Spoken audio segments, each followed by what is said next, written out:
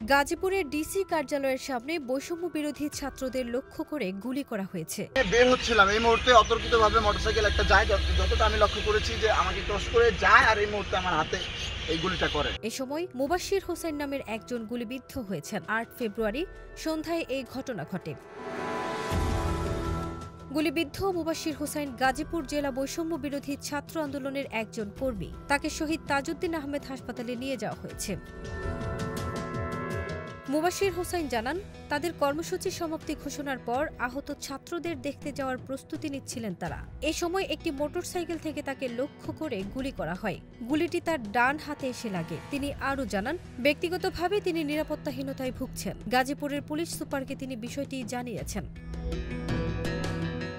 জিএমপির উপকমিশনার রিয়াজউদ্দিন আহমেদ জানান, তিনি ঘটনাটি শুনেছেন। ফারজানা নিকিতা, দেশ রূপান্তর।